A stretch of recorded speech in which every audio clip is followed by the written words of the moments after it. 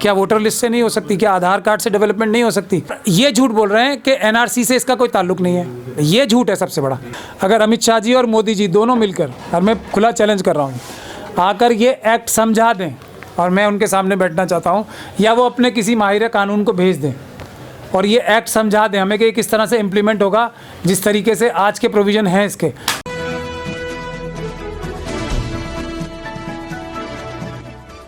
आप देख रहे हैं खबर दर खबर शम्स तबरेज़ आसमी के साथ। अस्सलाम वालेकुम रहमतुल्लाह। मिलत टाइम्स में खुश आमदीद। एनआरसी और सीए यानी सिटीज़नशिप अमेंडमेंट एक्ट के ख़िलाफ़ मुल्क भर में जो प्रोटेस्ट हो रहा है, सरकार पर इसका असर साफ दिखने लगा है। सरकार दिफा कर रही है और झूठ बोलना भी सरकार की तरफ से शुरू हो गया है। अब सरकार के लोग साफ तौर पर इनकार कर रहे हैं कि हम एनआरसी नहीं लाएंगे। एनआरसी पर हमारी सरकार में, कैबिनेट में, पार्लियामेंट में कहीं भी कोई बातचीत नहीं हुई है। मुल्क के लोग जो एहतजाज कर रहे हैं, पूरे देश भर में और दुनिया भर में एहतजाज हो रहा है, वो सीए के भी खिलाफ है। ताहम सरकार ने इस बीच अब एनपीआर की बात की है और सरकार का कहना है कि हम एनआरसी नहीं लाएंगे, हम एनपीआर ला रहे हैं। वज़ीर दाखिला अमित शाह ने कल एनआई को एक इंटरव्यू भी दिया, जिसमें उनकी जो बॉडी लैंग्वेज थी वो बिल्कुल अलग थी। उनका जो पहले वाला अंदाज़ था वो बिल्कुल मुख्तलिफ था और उनका कहना है कि हम एनपीआर ला रहे हैं, एनआरसी नहीं ला रहे हैं। और एनपीआर और एनआरसी का आपस में कोई ताल्लुक़ नहीं है। लेकिन जो कानून के माहिरीन हैं, दानिशवरान हैं, उनका कहना है कि एनपीआर एनआरसी का पहला कदम है और इससे पहले सरकार भी ये बात कह चुकी है। इस पूरे इशू पर आज हम बातचीत कर रहे हैं सुप्रीम कोर्ट के सीनियर वकील महमूद पराचा साहब के साथ, और इस पूरे मसले को आप देख भी रहे हैं, कई तहरीक की क़यादत कर रहे हैं, तो उनसे जानते हैं कि एनपीआर क्या है। पराचा साहब, मिलत टाइम्स में खुश आमदीद। ये एनपीआर क्या है? एनआरसी की तो बात काफ़ी दिनों से चल रही है, लेकिन एक सरकार ने एक नया शोशा छोड़ा है एनपीआर का। देखिए, मुल्क भर में सेंसस तो एक 10 साल बाद हमेशा होता है, लेकिन एनपीआर की जो एक बहुत ही अहमियत है वो इसलिए है कि एनपीआर के बगैर जो एनआरसी है वो हो नहीं सकता मुल्क में। तो और एनआरसी आज तक हमारे मुल्क में हुआ ही नहीं है। तो ये अगर ये आम तौर पे एनपीआर होता रहता है, हर 10 साल बाद किया जाता है, बनाया भी जाता है और सेंसस किया जाता है, किसी को कोई तकलीफ़ नहीं होती। लेकिन ये जो आज की जो हुकूमत है वो आरएसएस की हुकूमत है, और पूरा मुल्क, पूरी दुनिया इस बात को जानती है कि आरएसएस हमेशा, उनकी बेसिक ट्रेनिंग होती है झूठ बोलना। वो कोई भी काम अपना झूठ बोले बगैर कर ही नहीं सकते, चाहे वो किसी भी ओहदे पे चले जाएं, झूठ ही बोलना उनका एक आदत में शुमार हो जाता है। तो उसी तरीके से बहुत सारे आप सहाफ़ी हज़रात ने भी हाईलाइट किया है कि प्रधानमंत्री और अमित शाह जी को, दोनों को एक साथ दिखा के कि ये बात ये बोल रहे हैं, वो बात ये बोल रहे हैं, और दोनों देखिए कितने ऐसे एतमाद से ऐसे बोलते हैं झूठ कि जैसे आदमी को लगे कि भाई ये प्रधानमंत्री की पोस्ट पे रह के कोई इतना बड़ा झूठ कैसे बोल सकता है। यही इनकी सबसे बड़ी ताकत है। अब मैं आपको ये जो citizenship, registration of citizens and issue of national identity card rules 2003, जिसके बारे में अमित शाह साहब, अब तो कुछ उनके चेहरे से नज़र आ रहा है कि कुछ वो हैरान परेशान से हैं, तो झूठ भी साफ छलक जाता है। तो मैं आपको पढ़ के सुना रहा हूँ। रूल 3 सब रूल 4 और रूल 3 सब रूल 5। एक तो रूल 4 कहता है सेंट्रल गवर्नमेंट में by an order issued in this regard decide a date by which population register shall be prepared by collecting information relating to all persons who are usually residing within the jurisdiction of local registrar। तो usually reside यानी कि आम तौर पे कौन रहता है अपने घरों में? शहरी रहते हैं या बाहर से कोई दूसरे दुश्मन मुल्क के लोग आके रहने लगते हैं? तो शहरी लोग ही रहते हैं, सिटीज़न ही रहते हैं। तो ये भी एक तरह से सिटीज़न का ही रिकॉर्ड होता है। दूसरी बात, जो सब रूल 5 है, the local registrar of Indian citizen shall contain details of persons after due verifications made from population register. अब ये आप देख लीजिए कितना बड़ा अमित शाह जी आंखों में घुस के झूठ बोलते हैं, आंखों में घुस के, और वो होम मिनिस्टर है। मतलब होम मिनिस्टर के ओहदे का भी एक मजाक सा बना दिया है। और इस बात पे अब हमें रंज भी होता है और गुस्सा भी आता है कि किस तरीके से हमारे देश का होम मिनिस्टर आंखों में घुस के लोगों के झूठ बोल रहा है कि वेरिफिकेशन जो सारी होगी, जो लोकल 4-5 तरह के इसमें वो होते हैं। एक तो नेशनल इसमें ऑफिस होगा, उसके बाद स्टेट रजिस्ट्रार होता है, रजिस्ट्रेशन होगी स्टेट में, उसके बाद डिस्ट्रिक्ट में, उसके बाद सब डिस्ट्रिक्ट में, और उसके बाद लोकल जो एरियाज़ हैं उसमें। तो जब सबसे बुनियादी जहाँ पर रजिस्ट्रेशन होनी है, उसमें एनआरसी की रजिस्ट्रेशन को चेक किया जाएगा एनपीआर से। और वो बोल रहे हैं कि एनसीआर और एनआरसी और एनपीआर में कोई ताल्लुक ही नहीं है। तो ये सब झूठे लोग हैं, इनकी बात पे कभी भरोसा नहीं करना चाहिए। और यही वजह है शायद कि पब्लिक जो है किसी भी बात पे इनके यकीन नहीं करती और हर बात पे एकदम शक में और आ जाती है पब्लिक, ख़ास तौर पे एससी, एसटी, ओबीसी और माइनॉरिटीज़ के लोग। एनपीआर के ताल्लुक से अमित शाह का कहना है या पूरी उनकी काबीना कह रही है कि कांग्रेस ने इसकी शुरुआत की थी, पी चिदम्बरम ने इसको लाया था, शुरुआत की थी और उन्होंने प्रतिभा पाटिल का नाम भी पेश कर दिया वीडियो के सबसे पहला उन्हीं का एनपीआर हुआ। तो कांग्रेस की शुरू की हुई चीज़ है जिसको बीजेपी ला रही है और कह रही कांग्रेस ने एक अच्छा काम किया था।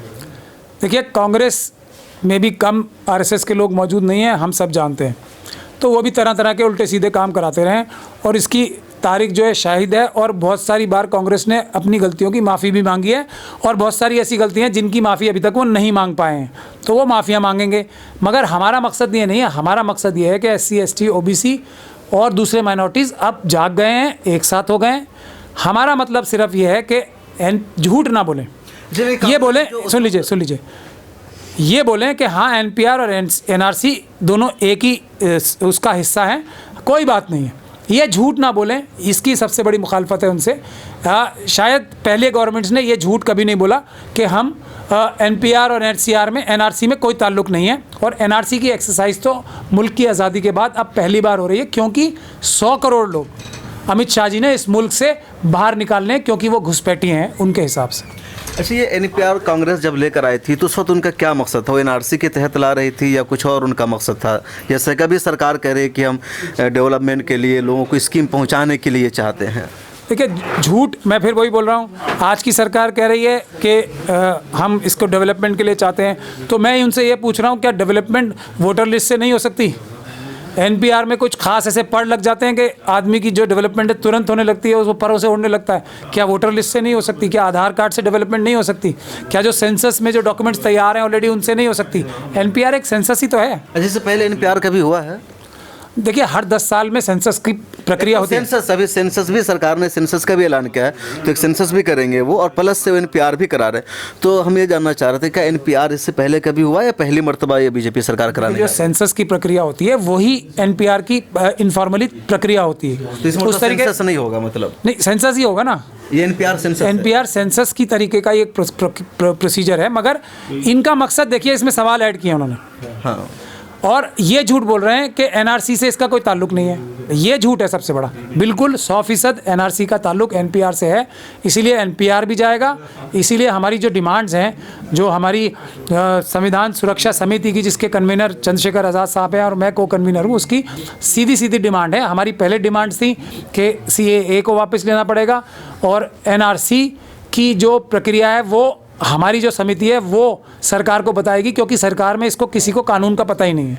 तो हम बताएंगे कैसे होगा। अब एनपीआर भी जो है वो भी विड्रॉ होगा और इसकी प्रक्रिया कैसे होगी ये हम लोग कानूनी तौर पे बताएंगे, मुल्क को भी बताएंगे। फिर मुल्क तय करे कि वो लोग कानूनी तौर पे गलत बोल रहे हैं या हम बोल रहे हैं। एनपीआर में एक क्वेश्चन का जो कॉलम है उनका कि आपके जो पेरेंट्स है कहाँ पैदा हुए, पहले नाम पूछा जा रहा था, लेकिन ये शायद पहली मर्तबा है कि जब आपके पेरेंट्स कहाँ पैदा हुए इसको पूछा जाए। तो इसकी वजह से ऐसा लगता है कि एनपीआर ख़तरनाक है या एनआरसी से इसका ताल्लुक़ है?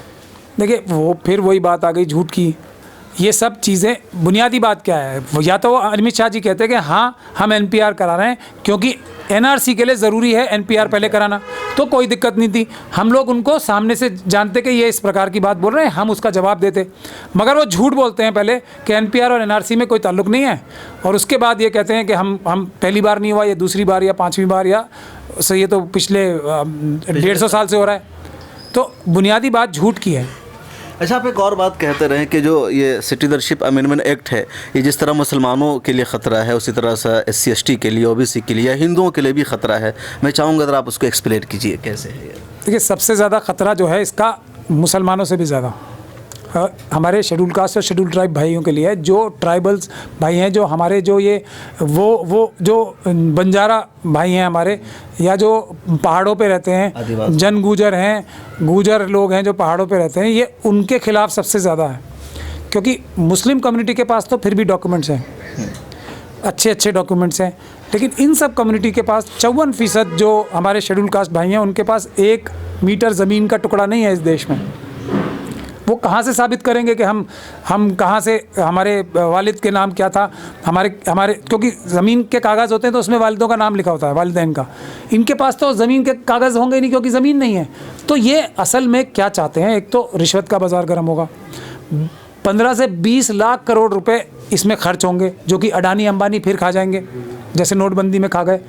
हर एक आदमी लाइन में लगा होगा और SC ST OBC जो होंगे जिनके कागजात कमज़ोर होंगे वो इन ब्राह्मणों के चक्कर में RSS के लोग आके उनसे कहेंगे आओ श्यामलाल मैं तुम्हारा ये काम कराता हूँ, तो तुम जो एक काम करो, तुम्हारा वोट तो अभी चला गया है क्योंकि तुम अब सिटीज़न नहीं रहे हो, मैं तुम्हें दोबारा सिटीज़न बनाने के लिए कोशिश करूँगा। ये जो ताकत ब्राह्मण अपने हाथ में लेना चाहता है RSS, ये असली चीज़ उसकी है कि पूरे मुल्क के 99% लोग इनके काबू में आ जाएं। जो SC ST OBC और माइनॉरिटी के लोग हैं 99%, उनमें से इनके काबू आ जाएं, इनकी गुलामी करें, इनके सामने हाथ फैलाएं कि मेहरबानी करके हमारा डॉक्यूमेंट जो है ठीक करा दीजिए। उसके बाद भी ये एलानिया कहते हैं कि हम 100 करोड़ लोग घुसपैठी हैं उन्हें बाहर निकालेंगे, हम उन्हें डिटेंशन कैंप्स में रखेंगे। 150 किलोमीटर के डिटेंशन कैंप इन्होंने बना रखे हैं आसाम में और दूसरे जगहों पे भी बना रखे हैं। तो इस तरीके के झूठे लोग हैं, इसलिए CAA NRC और अब जो ये NPR है ये जाएगा। और एक और बात बताइए, अब हम इसकी बात करते हैं CAA की, उसका भी झूठ पकड़ते हैं इनका। अगर CAA नहीं होता तो जो भी हमारे नॉन मुस्लिम भाई हैं या बहनें हैं जो पाकिस्तान, बांग्लादेश या अफ़गानिस्तान से आए हैं, उनको सिटीज़नशिप हासिल करने के लिए आज भी सारे कानून मौजूद हैं, वो अप्लाई कर सकते हैं और सिटीज़नशिप हासिल कर सकते हैं, उसकी कोई रोक नहीं है। तो ये CAA लाने की क्या ज़रूरत थी? और CAA लाने से फ़ायदा क्या हुआ? सिर्फ 5 साल का, पहले 11 साल का इंतज़ार करना था, 5 साल का इनका इंतज़ार करना है। अब मैं ये पूछना चाहता हूँ कि अब अगर मुल्क भर में सर्वे किया जाए पूरा और एक आदमी, चाहे तो मुझे ही ले लीजिए, मेरे पास कोई डॉक्यूमेंट नहीं मिला, मैं मुस्लिम ही हूँ और भारत से नहीं अफ़गानिस्तान से आया हुआ हूँ, मान लिया जाए, तो मुझे पकड़ लिया जाएगा। मैं कहूँगा जी मैं तो अफ़गानिस्तान से आने वाला श्यामलाल हूँ, तो अब मेरा कहना ही ये काफ़ी हो जाएगा ना। कौन सा डॉक्यूमेंट मैं दे सकता हूँ? और अगर मैं कोई पासपोर्ट, वैलिड वीज़ा या कुछ देता भी हूँ तो उसकी वेरासिटी, उसकी जो उसकी असलियत है वो चेक कैसे होगी? अफ़गानिस्तान एम्बेसी जाके या पाकिस्तान एम्बेसी जाके? क्या वो भारत सरकार की मदद करेगी ये बताने में कि ये असली डॉक्यूमेंट है या नकली डॉक्यूमेंट है? तो इतनी ये झूठी एक्सरसाइज कर रहे हैं जिसकी कोई वजह नहीं है। सिर्फ मकसद ये है कि NRC शुरू करके पूरे मुल्क को पे मनुवाद दोबारा स्थापित करें। अब अगर इसका नुकसान क्या होगा, जैसे ही स्पेलिंग मिस्टेक की वजह से या किसी भी मिस्टेक की वजह से 99% लोग के डॉक्यूमेंट मैच नहीं करेंगे उनके दूसरे रिकॉर्ड से, जैसे ही ये होगा तो अब उसका नतीजा क्या हुआ?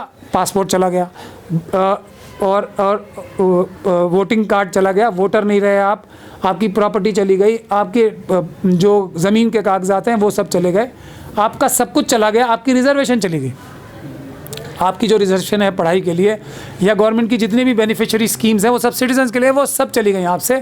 आपको शेड्यूल कास्ट, शेड्यूल ट्राइब जो कानून है उसका भी जो फ़ायदा मिलना है वो सब चला गया। तो अब आप राइट टू एजुकेशन है वो चला गया आपका।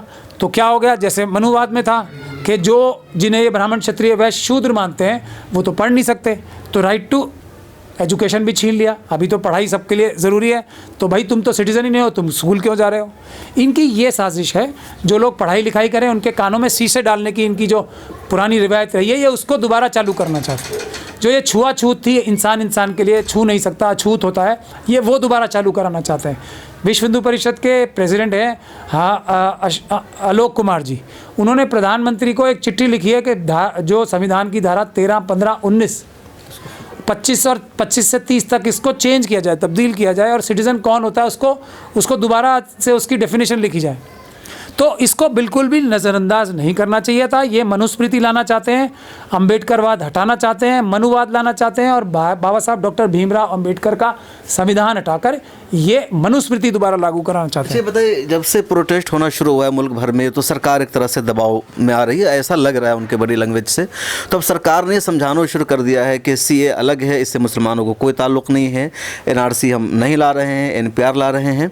और उसमें जो ख़ास तौर पर मोदी की तरफ से भी आया है, उन्होंने एक वीडियो भी जारी किया है जो मुकालमा के अंदाज में समझाया है और ये कहा है कि CAA जो कानून है उसका फ़ायदा सिर्फ उन लोगों को मिलेगा जो 2014 तक आ चुके हैं और मुल्क में रह रहे हैं पहले से, उनको शहरियत दी जाएगी। 2014 के बाद जो आएंगे उसके लिए कानून नहीं है। तो ये भी आर्टिकल धारा जो आर्टिकल 14 है उसका उल्लंघन नहीं है। जो बेचारे अब प्रताड़ित हो रहे हैं वहाँ पे 2014 के बाद उनका हक नहीं है क्या?